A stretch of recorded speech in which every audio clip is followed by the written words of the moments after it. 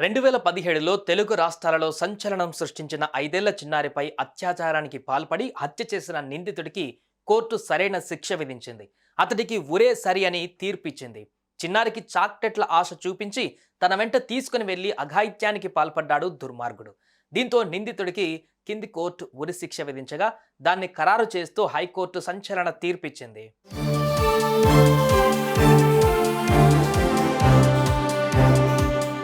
2017లో మధ్యప్రదేశ్ నుంచి దినేష్ కుమార్ అనే వ్యక్తి హైదరాబాద్కు వలస వచ్చాడు. కూలి పనులు చేసుకుంటూ రంగారెడ్డి జిల్లా నార్సింగి పరిధిలోని ఓ కన్స్ట్రక్షన్ సైట్లో పనిచేస్తున్నాడు. ఇతను ఉంటున్న ఇంటి పక్కనే ఒడిశాకు చెందిన ఓ కుటుంబం దిగింది. దంపతులు వారి 5 ఏళ్ల కుమార్తెతో కలిసి జీవిస్తున్నారు. ఈ క్రమంలో దినేష్ కన్ను ఆ చిన్నారిపై పడింది.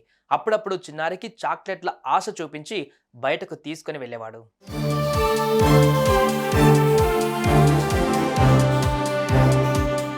అలా చిన్నారి కుటుంబానికి కూడా దగ్గరయ్యాడు. ఈ క్రమంలోనే ఓ రోజు బయట ఆడుకుంటున్న చిన్నారికి చాక్లెట్లు కొనిస్తానని తనతో పాటు తీసుకుని వెళ్ళాడు. అది కాస్త చిన్నారి తల్లి చూసింది. ప్రతిరోజు తీసుకుని వెళ్తాడు కదా అని తన పనిలో నిమగ్నమైపోయింది. ఇంతలోనే బాలికను తీసుకుని వెళ్లిన దినేష్ ఆమెపై పలుమార్లు అత్యాచారానికి పాల్పడ్డాడు.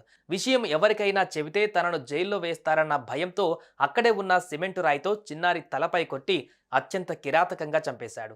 అనంతరం ఏం ఎరగనట్లు పనికి వెళ్ళిపోయాడు.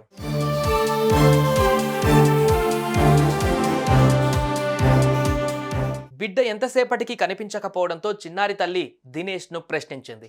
దానికి అతను చాక్లెట్లు కొనిచ్చి ఇంటి దగ్గర వదిలేసి వెళ్ళిపోయాను అని సమాధానమిచ్చాడు. సాయంత్రం 5 అయినా చిన్నారి ఆచూకీ లభించలేదు. దీంతో తల్లిదండ్రులు పోలీసులకు ఫిర్యాదు చేశారు.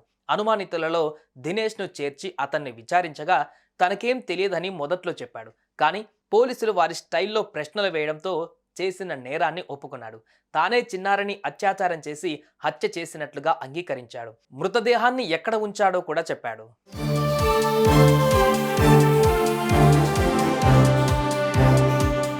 దీంతో పోలీసులు నిందితుడిని అరెస్టు చేసి కోర్టులో ప్రొడ్యూస్ చేశారు. ఈ కేసులో వాంగ్మూలాలు, ఆధారాలను పరిశీలించిన రంగారెడ్డి జిల్లా కోర్టు 2021 ఫిబ్రవరి 9న దినేష్కు ఉరిశిక్ష విధించింది. తీర్పును ఖరారు చేయాలని హైకోర్టుకు నివేదించింది.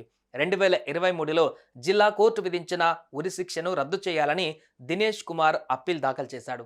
ఇందులో ఇరుపక్షాల వాదనలను విన్న ధర్మాసనం నిందితుడికి ఉరిశిక్ష ఖరారు చేస్తూ సంచలన తీర్పు వెలువరించింది.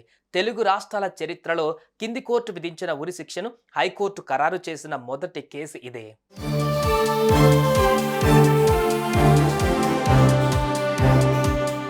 కాస్త ఆలస్యమైన న్యాయం జరిగింది అంటున్నారు చిన్నారి తల్లిదండ్రులు.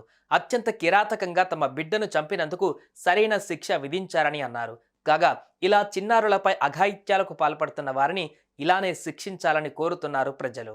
సుమన్ టీవీలో మీ పర్సనల్ అండ్ బిజినెస్ ప్రమోషన్స్ కోసం కింది నెంబర్కి కాంటాక్ట్ చేయండి.